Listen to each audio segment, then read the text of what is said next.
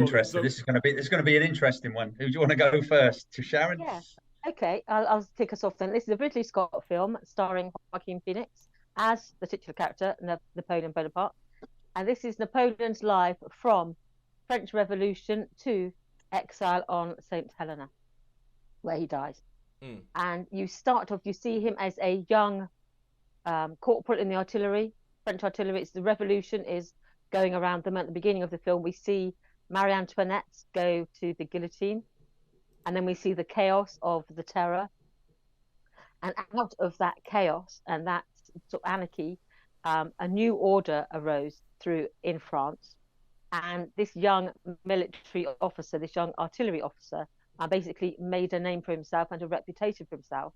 And he rose from obscurity to becoming one of the 3 consuls of France, to becoming the first consul of France, to becoming emperor. And as we in Britain would call him, emperor and tyrant.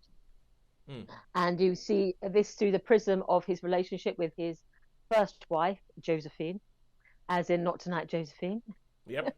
Though I don't think he never actually says that in this film, which I think was disappointing, but he didn't. And you see the chaos of their marriage and his desire to have an heir. And you see him meet his Waterloo and then be exiled. So this is the sort of the framework upon the story it's built. And it's a 2.5-hour film, so it sort of rockets through his career. At the end, they have this weird thing at the end where he's fought 60 battles. Well, we only actually see 3, so you have to sort of guess the rest. But it's basically, this story is all framed around his relationship with his first wife, and so that's the sort of the bare bones of the story. So breaking that all down, it's all about as a viewer how you respond to the Napoleon, how he's portrayed, and then to Josephine, and then all the sort of the various characters who come and go in his life. And for me, this is not the Napoleon that I've ever read about.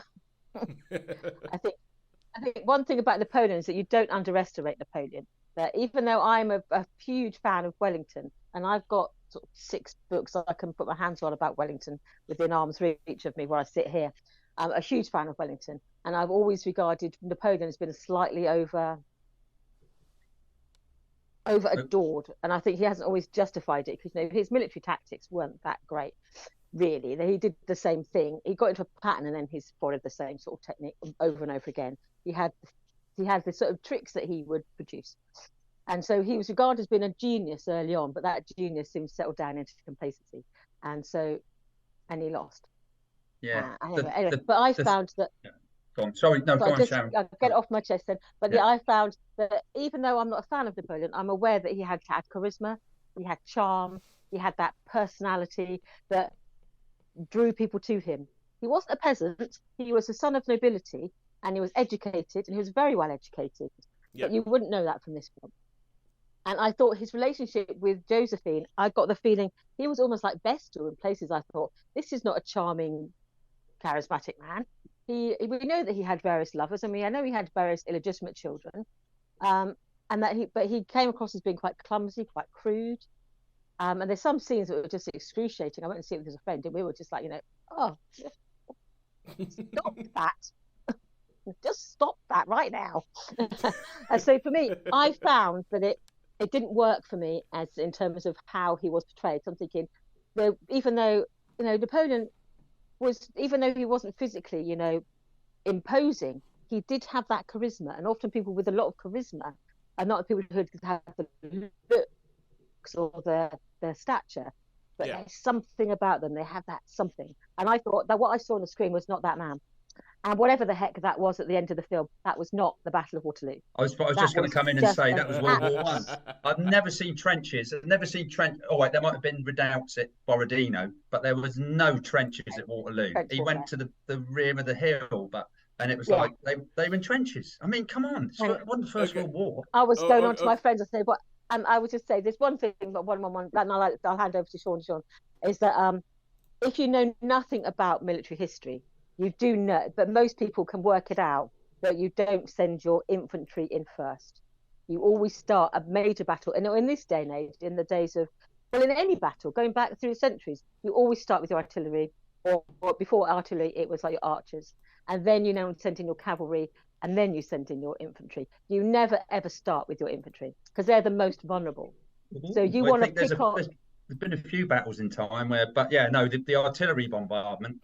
I think, yeah. Anyway, we won't get into it. For anybody listening to us for the first time, just so in case you haven't already picked it up, Sean, you do not come and mess around with your war movies with Sean and Sharon. You do not come along and have the wrong belt buckle with your shoulder. The biggest thing for me was about the Waterloo was the fact that they had the French attacking in line. They did the French attacked in column, which was one of the big thing about Napoleon. Certainly Waterloo, certainly his big battles. Well, that's what I say. They come out of the trenches. They come out of the trenches in a line. It wasn't like that. It was just it was columns against line. So me, I didn't like it. I know that Ridley Scott is dismissive of people who argue about the historical sort of accuracy, because says, well, were you there? It's like, well, no, I wasn't there, but a lot of people were there, and they wrote good accounts of it. So it is fair to say that we do know how these battles were conducted, and that was not what we saw on the screen. But the uniforms were onto the belt buckles, except for the Russian hussars, which during that period they didn't have the pigtails down like that. But apart from that, the uniforms were spot on. So visually, it was stunning. Visually, I think even all the clothes that Napoleon was wearing, you can point it to, you can identify it from certain portraits. They're saying, yes, that is that portrait. Yes, that is the horseback portrait. Yes, that is that. I don't know. Throughout. Sharon, I don't know if you thought, but I think it's Ridley Scott trying to be Stanley Kubrick and be like a Barry Lyndon with those big set pieces. Too many flags. But but no, so I found it disappointing, and I found that it didn't engage me. But then I'm going to let Shawnee come in with your opinions. Tosin, but you wanted to have a question. Did you have a question just now? Sorry. I don't think it was. I don't think it was a question. I think it was just going to back up something that you were saying about Ridley Scott. I think he's gotten to the I don't give a whatever period of his career where there are certain things where I think like Ridley Scott cares more about he cares more about the spectacle than the accuracy. And when you said that about him, sort of like saying that people complain about it too much, I feel like that's very much Ridley Scott's thing. He's like, no, I want it to be big, and I want it to be and I don't care I didn't. Columns versus lines didn't look spectacular enough, that kind of stuff. But anyway, Sean, carry on. Okay, so I could sum this up really, really quick. I think it was Kubrick's attempt at trying to be Barry Lyndon. Too many set, delicious pieces. Too many flags. I would have called it Pride and Prejudice, and in brackets Josephine, or Josephine Pride and Prejudice. It was dull, tedious, boring. I thought it was absolutely. I agree with Sharon on this. I really, really hated it. I think Joachim, worst performance I've ever seen him. He had about two emotions. Like one when he saw Josephine, like Sharon was saying, with the doing silly stuff, and then so as I said, it's I mean, the uniforms were pretty, the uniforms were nice, looked good.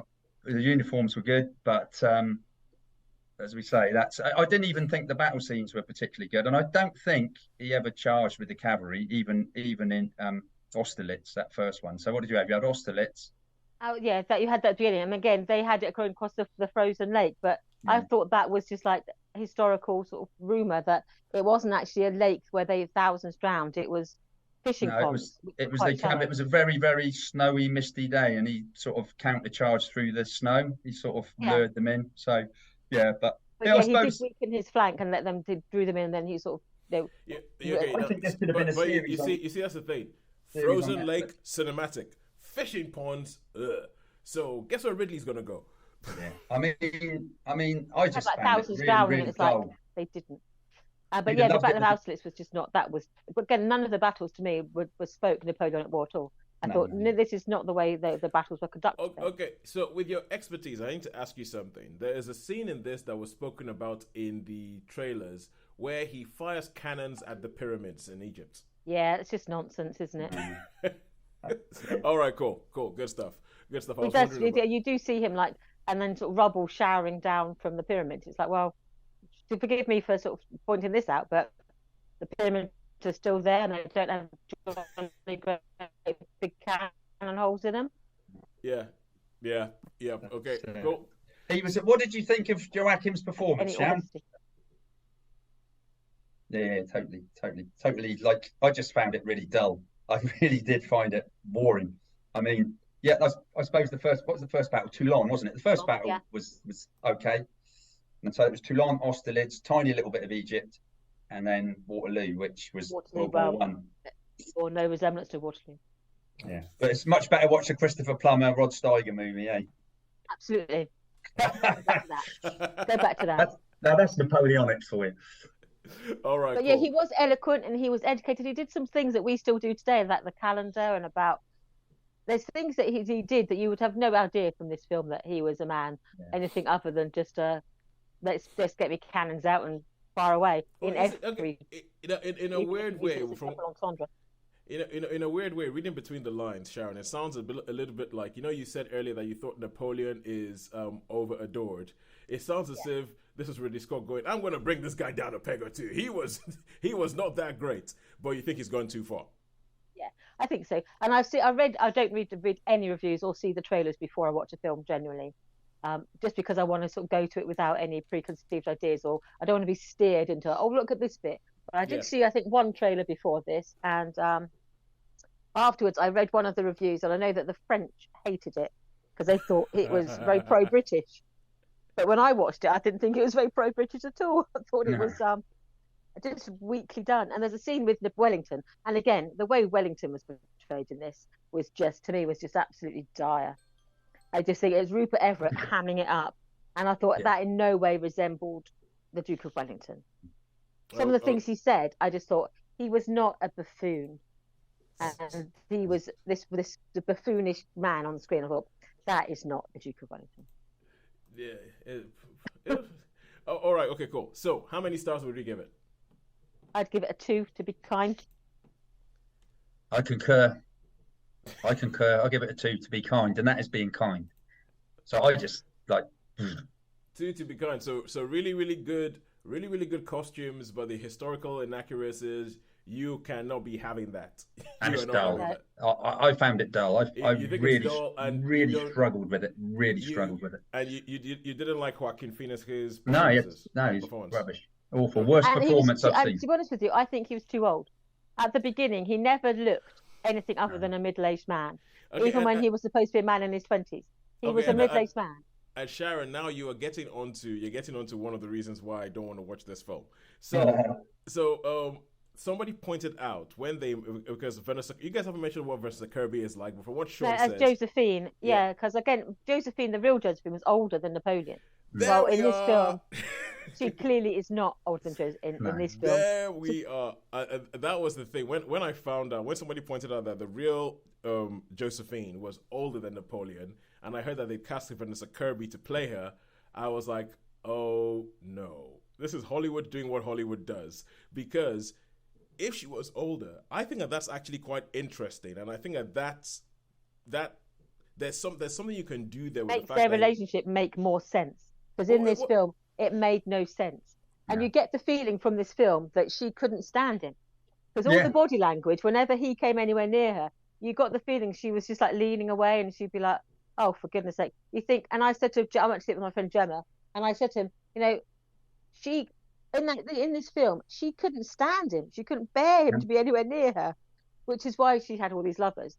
But you think, no, actually, when you read their letters, you think, no, they did have a passionate connection. They didn't regard sort of marital faithfulness to be important because both of them were unfaithful, but they still absolutely were for each other. Yeah. And I thought you didn't get any of that sense of that passion, of that sort of, that intensity of this relationship. He was needy, she was careless and a little bit, slutty. And so it was just like, I thought, no, I'm not buying this relationship. Yeah, I think the second they said that they were going to make, because Vanessa Kirby, I think she's a brilliant actress. But like the second they said that they were going to have a Josephine who was obviously younger than the Napoleon, when in actual fact it was the other way around, I just thought, I don't think I'm going to like this film. And with the one film I get to see a week, it's not going to be this. So 2 stars for Napoleon. 2 stars for Napoleon. Thank you very much. We shall move on. And okay,